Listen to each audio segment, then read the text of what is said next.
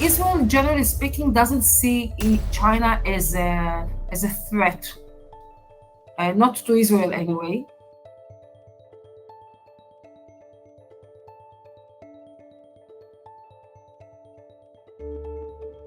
There were a lot of talks about security issues with Chinese investments in Israel in the recent years, especially after the US warnings, let's say.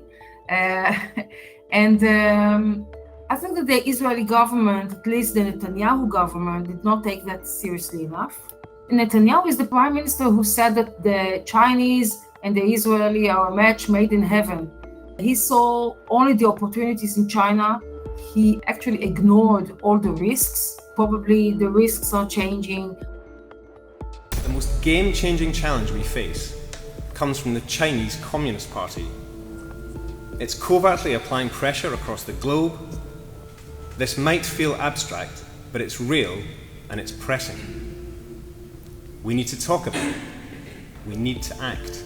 The Chinese government is set on stealing your technology, whatever it is that makes your industry tick, and using it to undercut your business and dominate your market. And they're set on using every tool at their disposal to do it.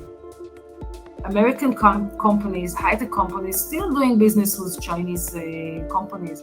The US too has a problem coming to Israel and telling you, beware or don't do that with China. It's interesting that the Americans, when they come here or when they speak with the government, they usually raise the infrastructure flag. Maybe because it's visible, maybe because it's easy, to criticize. It's much more difficult to analyze the market, the technology market, which is private. So they usually say, beware of the Chinese infrastructure, investment in infrastructure, and high tech in general. Don't give them supplies, to compete with us. From the government point of view, there are no limitations. Currently, there are no limitations because the high-tech sector is a private sector in Israel, and the government does not want to interfere.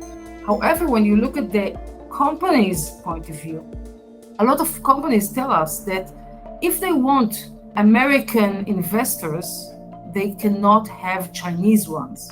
It is a major problem here because the Americans don't see it that way.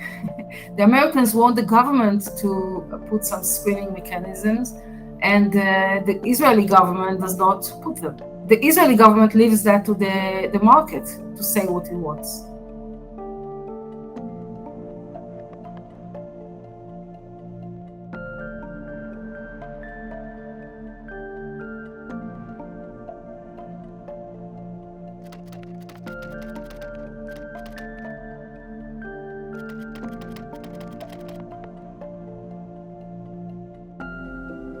Another thing is Iran. China is supporting to Iran, which is Israel's greatest enemy. First of all, military assistance from China to Iran. Secondly, economic assisting Iran, which are undermining sanctions against it. Third, there are not quite Israeli concerns about Iran's nuclear program. So it's not really reassuring to Israel.